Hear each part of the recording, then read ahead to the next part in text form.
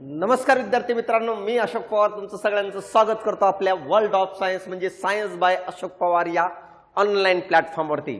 विद्यार्थी मित्रांनो बघा, आज तुमच्यासाठी मी खास एक वेगळा टॉपिक घेऊन आलेलो आहे आणि तो टॉपिक म्हणजे तुम्ही पहिल्यांदा ऐकत असं नाही आहे।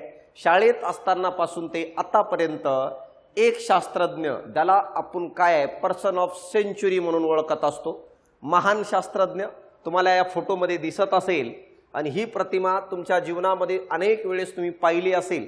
आणि असं कोणी जर दिसलं तर आपण त्या कोणताही माणूस रस्त्याने चालता चालता एखादा माणूस अशा पद्धतीने दिसला तुम्हाला असा, किंवा एखाद्या कॉलेजमध्ये एखादा प्रोफेसरचं स्वरूप जर असं असेल तर आपण त्याला एका नावाने ओळखतो आणि तो नाव आज जवळपास शिकणाऱ्या प्रत्येक विद्यार्थ्याला माहीत आहे। त्याचं नाव आहे आईन्स्टाईन। आज त्याच्याबद्दलच मी तुम्हाला एक गोष्ट घेऊन आलेलो आहे। गोष्ट आहे की जगप्रसिद्ध इक्वेशन कळलं का, E = mc² कळलं का, हे काय आहे कळलं का, हे काय दाखवतं त्याच्या बाबतीत मी तुम्हाला या ठिकाणी डेटाबेस सांगणार आहे। आईन्स्टाईनच्या आयुष्याबद्दल पण काही गोष्टी सांगणार आहे, हे समजून घ्या। ह्याच्यावर मला सांगा प्रश्न येतात कळलं का। इन शॉर्ट मध्ये मी तुम्हाला या ठिकाणी सांगण्याचा प्रयत्न करतो की E = mc² काय आहे, E म्हणजे काय आहे, यानंतर M म्हणजे काय आहे आणि C म्हणजे काय आहे आणि हे समीकरण कसं दिलं आईन्स्टाईनने ते मी तुम्हाला या ठिकाणी सांगणार आहे। आता बघा, E = mc² कसं मांडलं, हे कशाच्या बाबतीत आहे हे सांगण्याच्या अगोदर काही गोष्टी आपण शिकलेलो आहे। एक आहे एनर्जी कन्झर्वेशन लॉ। शाळेमध्ये असताना आपण ऊर्जा अक्षयतेचा नियम शिकलेलो आहे। ऊर्जा अक्षयतेचा नियम मला सांगा जवळपास सर्व विद्यार्थ्यांना माहित आहे। काय आहे रे ऊर्जा अक्षयतेचा नियम? आपण शाळेत असताना रट्टा मारायचो, तुम्ही कळलं का। काय आहे? ऊर्जा निर्माण पण करता येत नाही आणि ऊर्जा नष्ट पण करता येत नाही। ऊर्जेचे एका रूपातून दुसऱ्या रूपात रूपांतर करता येतं आणि इनव्हर्स मधील जेवढी ऊर्जा आहे ती स्थिर आहे, कॉन्स्टंट आहे। हे आपण काय आहे शाळेत असताना शिकायचो आणि हे आहे ऊर्जा अक्षयतेचा नियम। Energy can neither be created nor the destroyed but it converted one form into another form. इथं बघा तेच मी या ठिकाणी सांगतोय की ऊर्जा अक्षयतेचा नियम सांगतो की या युनिव्हर्स मध्ये असणारी जेवढी ऊर्जा आहे ती ऊर्जा निर्माणही करता येत नाही आणि नष्टही करता येत नाही, फक्त त्याचं रूपांतर एका रूपातून दुसऱ्या रूपामध्ये करता येतं। बघा या ठिकाणी ऊर्जेचा सोर्स जर काय असेल तर सूर्य आहे, तर सूर्यापासून मिळालेली ऊर्जा कोणती ऊर्जा आहे? प्रकाश नावाची ऊर्जा मला सांगा या ठिकाणी ट्रान्सफर्ड होते वनस्पतीमध्ये, वनस्पती प्रकाश संश्लेषण करतं। मग मला सांगा अशा प्रकारे सूर्यामधली ऊर्जा वनस्पतीमध्ये आली आणि वनस्पतीमध्ये जेव्हा आली तर ती रासायनिक ऊर्जा म्हणून ओळखली जाते का? कारण ती अन्नाच्या स्वरूपात आता वनस्पतीमध्ये आली। कालांतराने मला सांगा या वनस्पतीला प्राणी ग्रहण केले म्हणून आता मला सांगा ती ऊर्जा वनस्पती आणि प्राण्यामध्ये आली।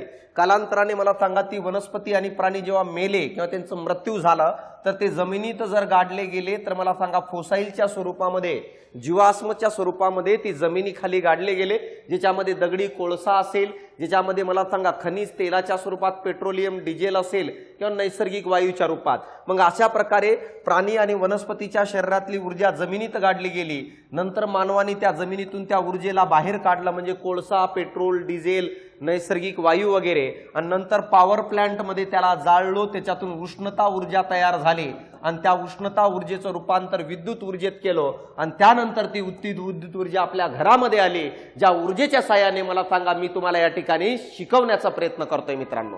तर अशा प्रकारे बघा मूळ सोर्स सूर्य होता, सूर्यापासून वनस्पतीत आली, वनस्पतीपासून प्राणीमध्ये गेली, वनस्पती आणि प्राणीमधून जमिनीत आली, यानी काय गाडली गेली, जमिनीतून मला सांगा कोळशाच्या स्वरूपात बाहेर काढलो, नंतर त्या कोळशाला पॉवर प्लांट मध्ये जाळलो, उष्णता ऊर्जा तयार झाली, त्या उष्णता ऊर्जेचं रूपांतर मला सांगा या ठिकाणी करंट मध्ये केलं, नंतर तो करंट आपल्या घरामध्ये आलं, कॉम्प्युटर यूज केलं, ही स्क्रीन वापरला आपण।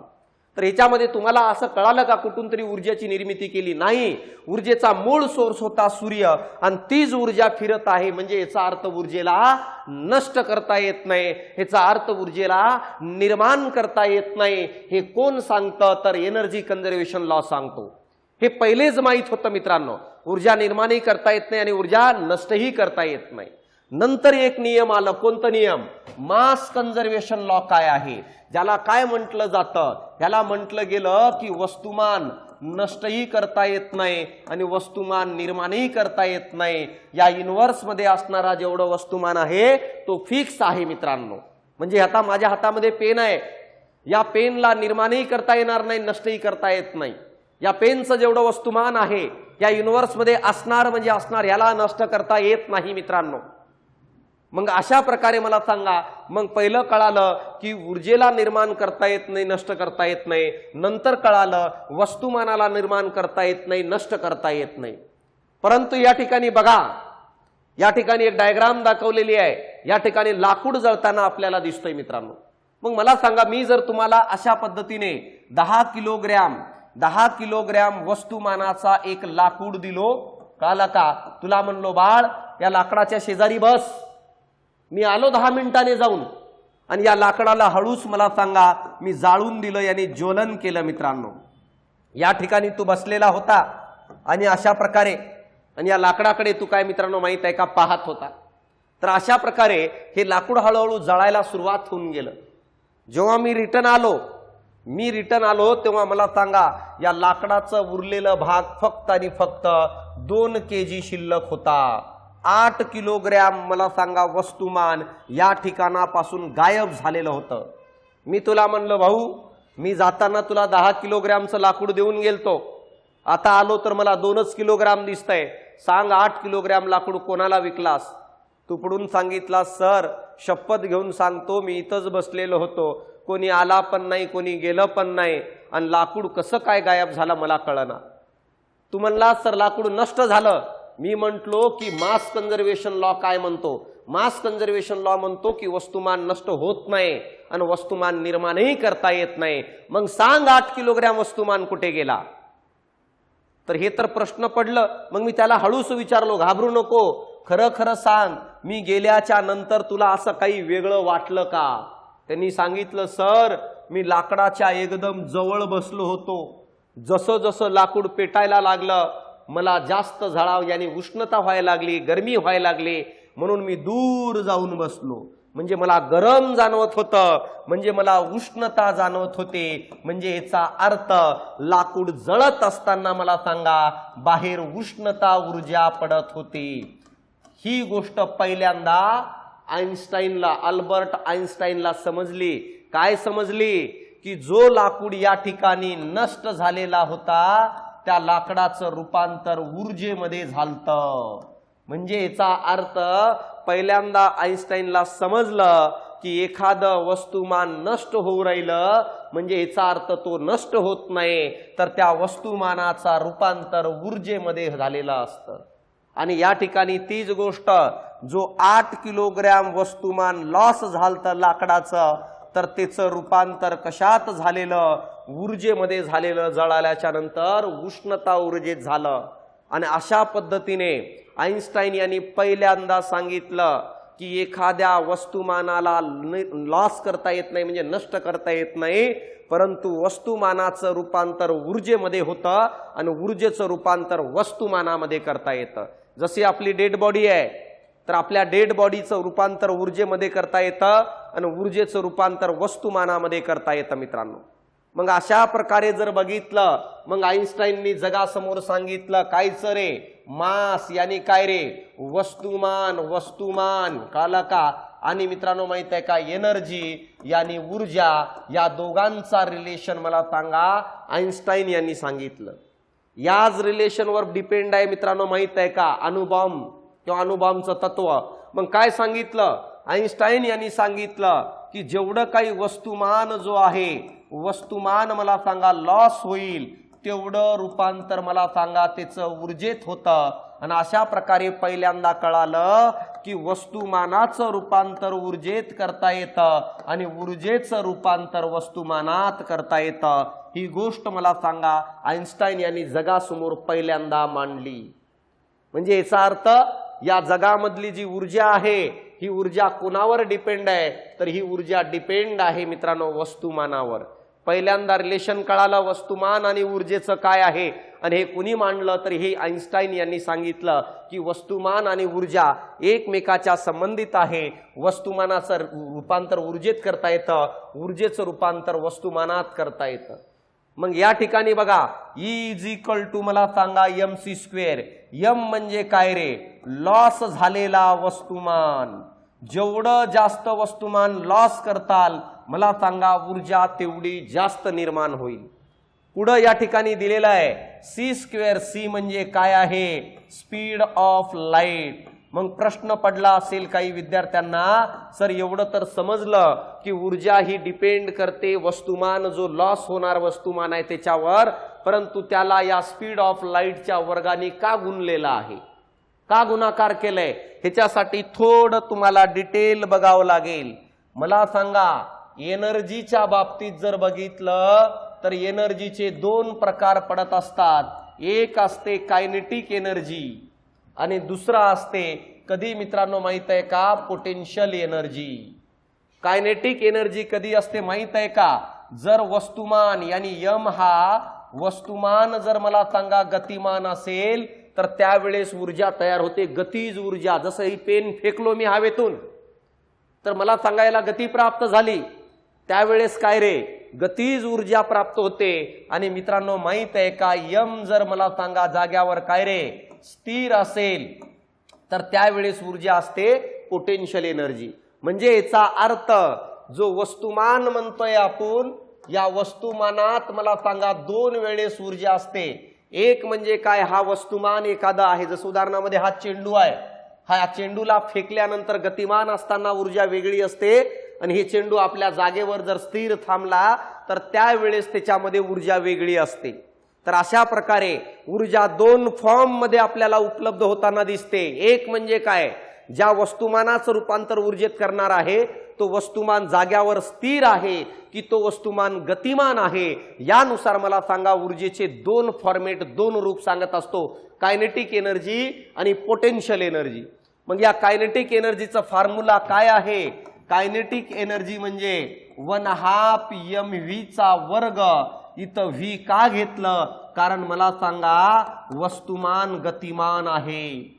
आणि या ठिकाणी पोटेन्शियल एनर्जीचा फॉर्म्युला आहे पोटेन्शियल एनर्जी बरोबर mgh. आता यांचे एकक काढा रे. बघा गतिमान असताना आणि वस्तुमान स्थिर असताना एकक काढा. ह्याचं जर एकक काढायचं म्हटलं तर वस्तुमानाचं एकक आहे किलोग्रॅम. काला का डॉट. मला सांगा v चा वर्ग यानी वेगाचा सूत्र जर बघितलं मीटर पर सेकंद आहे. आता मला सांगा वेग मीटर पर सेकंदाने लिहितो पण इथं वेगाचा वर्ग आहे म्हणून इथं येतं मीटरचा वर्ग पर सेकंदचा वर्ग. तर अशा प्रकारे कायनेटिक ऊर्जेचं एनर्जीचं एकक आला किलोग्रॅम मीटरचा वर्ग पर सेकंदचा वर्ग. आता ह्याचं एकक काढा. मला सांगा इथं पण वस्तुमान आहे म्हणल्यावर किलोग्रॅम आलं. आता मला सांगा जी म्हणजे काय असतं रे? गुरुत्व त्वरण असतं, गुरुत्व त्वरण. आणि गुरुत्व त्वरणाचा एकक जर बघितलं मीटर पर सेकंदचा वर्ग असतो. मग इथं आलं जीचं एकक आलं मीटर पर सेकंदचा वर्ग आणि इथं h म्हणजे उंची आहे आणि उंचीचा एकक पुन्हा मीटर आलं. मग मीटर काय झालं? किलोग्रॅम. मीटरचा वर्ग झालं पर सेकंदचा वर्ग झालं. हा एकक आला पोटेन्शियल एनर्जीचं. मग बघा आता या एककात आणि या एककात तुम्हाला सारखेपणा दिसते, यस की नो? मग टोटल एनर्जी काय आहे? टोटल एनर्जी आहे सर कायनेटिक एनर्जी प्लस मला सांगा पोटेन्शियल एनर्जी. अशा पद्धतीने आपण लिहितो. ही गोष्ट मला सांगा आईन्स्टाईनला माहित होती की एखादं वस्तुमान स्थिर असताना वेगळी ऊर्जा असणार आणि गतिमान असताना वेगळी असणार, पण दोघांची बेरीज केलो तर एक फायनल एनर्जी भेटते मित्रांनो. आणि या दोघांचं एकक सारखं आहे बघा, kilogram metre square per second square, kilogram metre square per second square. Same मला सांगा जर मी तुम्हाला आता E = mc स्क्वेअर हे समीकरण जर दिलो तर आता एकक काढा. हे म्हणजे काय रे? Speed of light.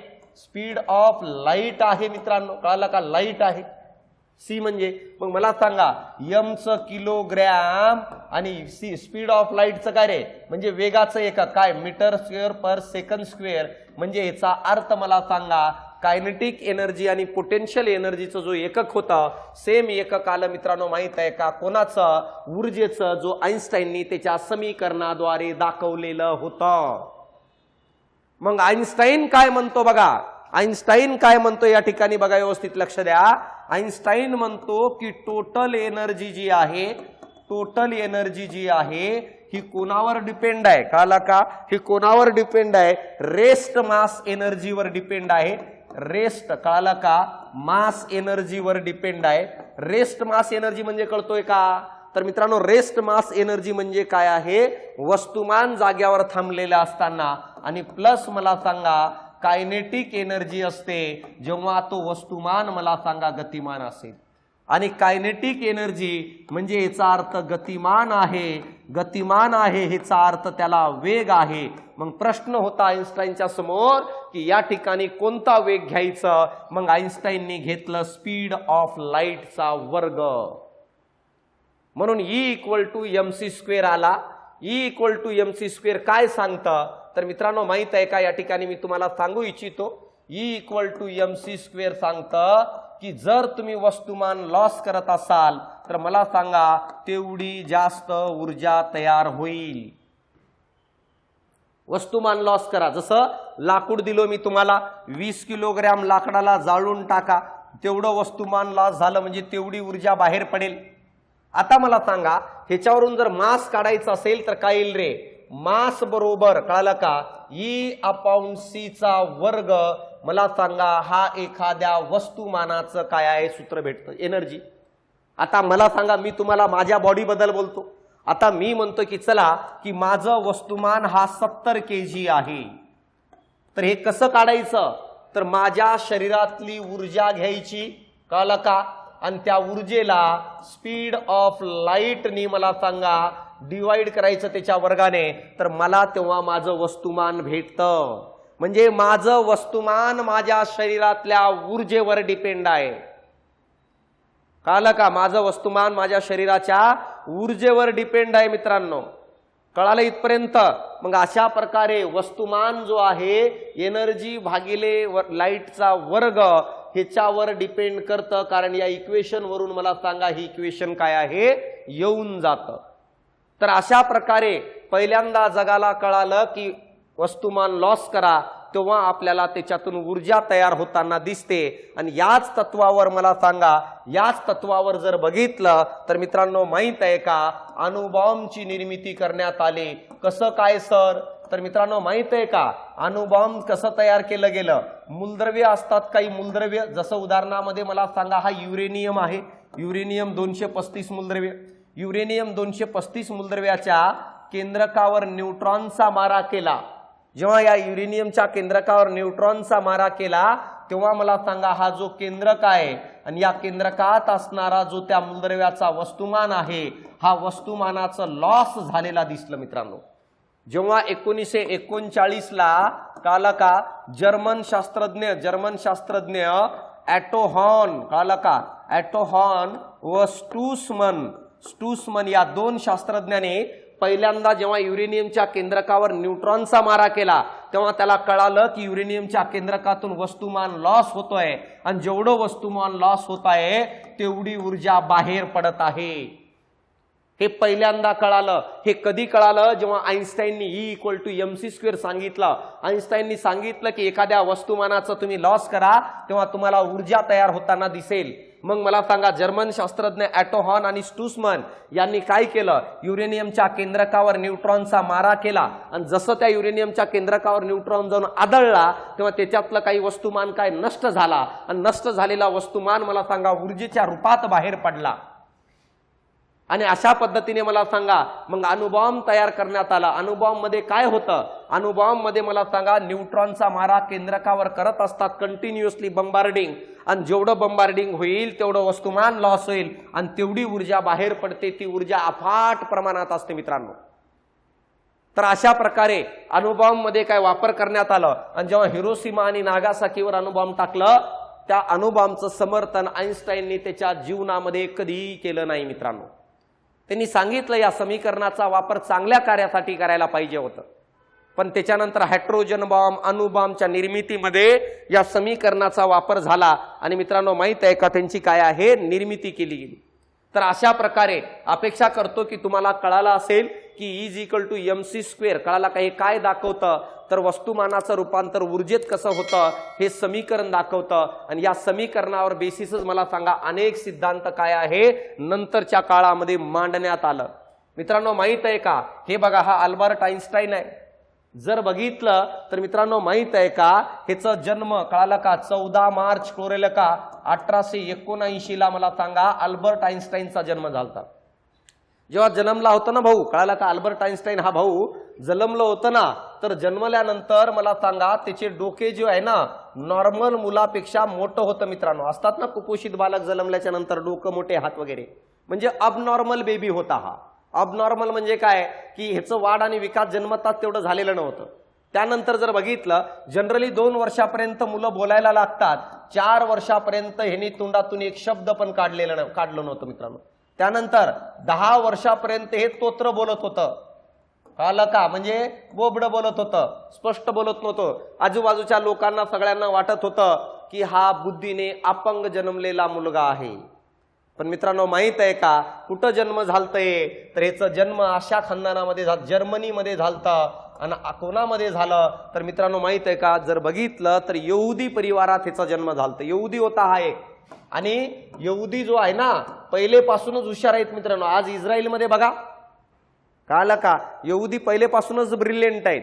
यहुदी फॅमिलीमध्ये 14 मार्च 1879 ला जर्मनीमध्ये मला सांगा अल्बर्ट आइन्स्टाईनचा जन्म झाला. यानंतर जर बघितलं मित्रांनो माहित आहे का त्याचे वडील कळलं का हिटलर ह्याला कोणाला आइन्स्टाईनला घेऊन जर बघितलं इटलीमध्ये स्थायिक झाले. नंतर इटलीमध्ये स्थायिक झाले. आता बघा आणखी काही गोष्टी सांगायचं म्हणलं ह्याच्या आयुष्याबद्दल. याला पियानो वाजवायला कळलं का, पियानो जो आहे वाजवायला आवडायचं मित्रांनो, कळलं का अल्बर्ट आइन्स्टाईनला.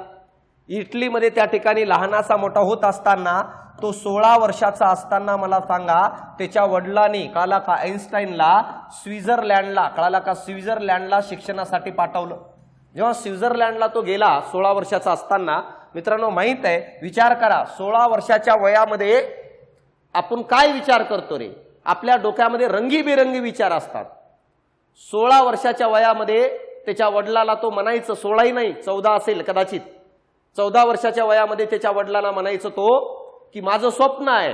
काय स्वप्न आहे? माझं स्वप्न आहे की लाईटवर बसून फिरायचं.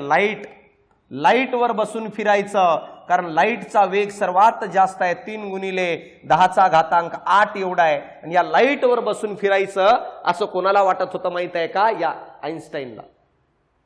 म्हणजे त्या काळामध्ये हे विचार आणि या विचारानुसारच नंतर काय आहे रिलेटिव्हिटीची थेरी मांडली त्यांनी. पुढे सांगणार आहे बघा.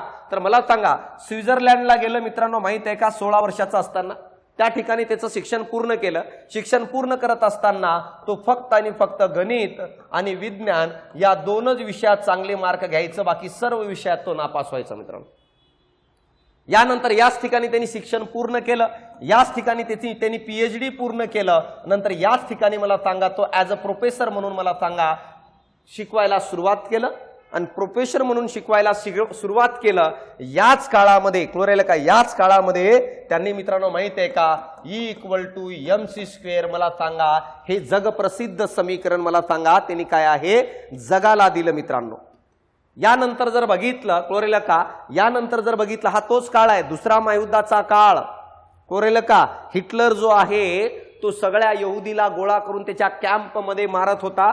त्याच काळामध्ये मला सांगा हा जो अल्बर्ट आइन्स्टाईन आहे याने अमेरिकेची नागरिकत्व घेतली. अमेरिकेमध्ये होता हा, त्याची नागरिकत्व घेतलं आणि त्या ठिकाणी राहायला सुरुवात केलं मित्रांनो. हे आपल्याला समजणं गरजेचं आहे. आता बघा यानंतर बघितलं तर यांनी त्याच काळामध्ये रिलेटिव्हिटी चा सिद्धांत थेरी मांडलं. सांगितलं की न्यूटन जो रिलेटिव्हिटी बद्दल सांगत होतं ते चुकीचं आहे.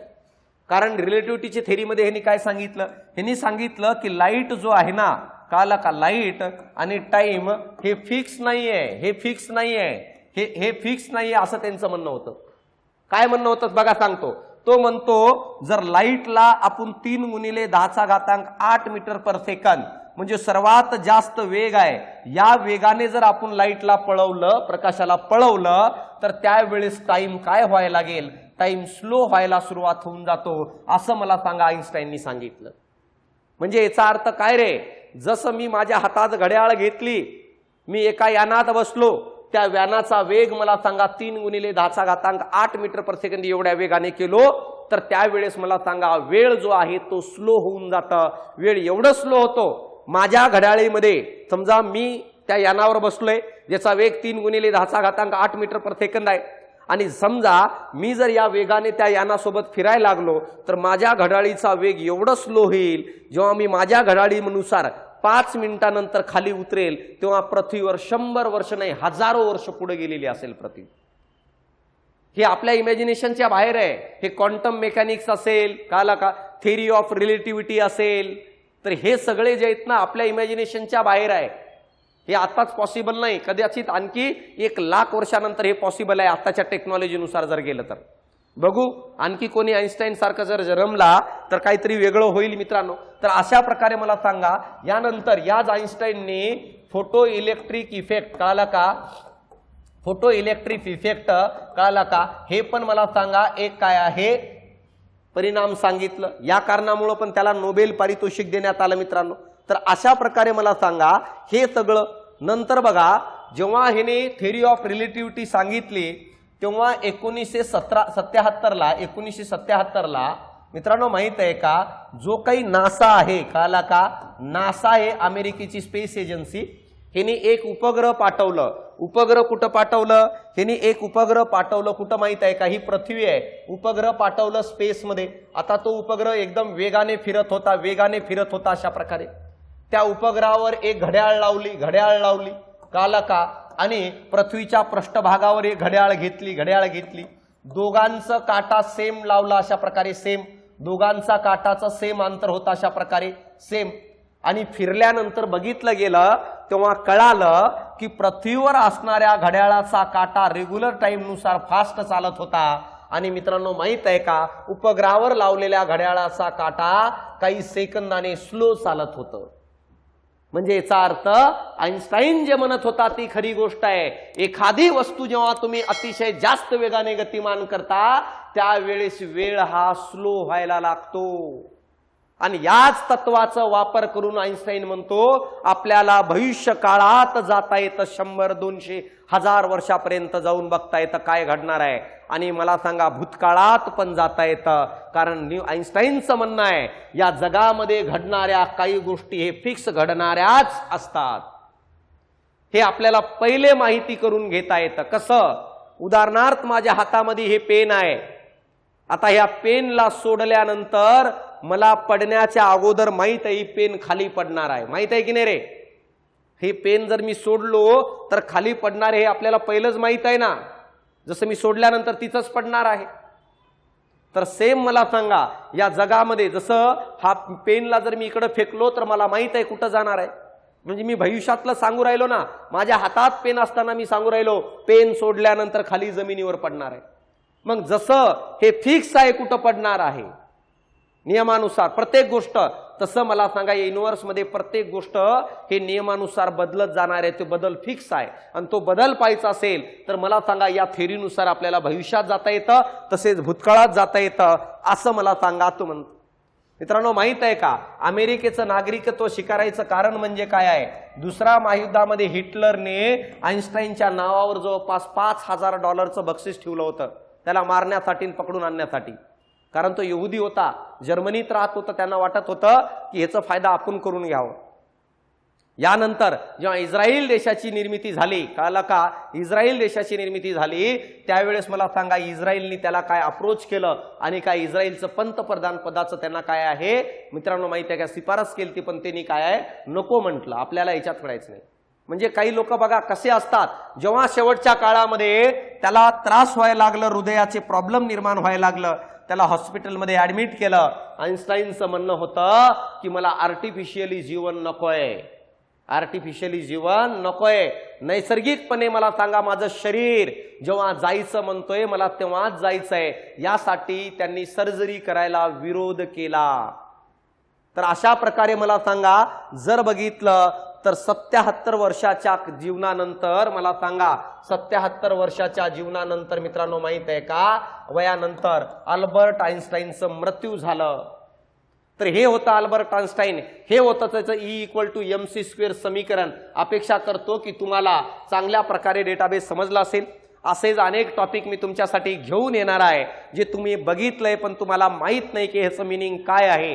जसं न्यूटनचे समीकरण असेल तसेच न्यूटनने मित्रांनो सफरचंदाच्या झाडाखाली काय केलं, हे सगळ्या गोष्टी मी तुम्हाला काय येणाऱ्या काळात छोटे छोटे व्हिडिओमध्ये उपलब्ध करून देणार आहे. लेक्चर जर आवडला असेल, व्हिडिओ आवडला असेल तर मित्रांनो माहित आहे का, लाईक करा, सबस्क्राईब करा आणि शेअर करायला अजिबात विसरू नका.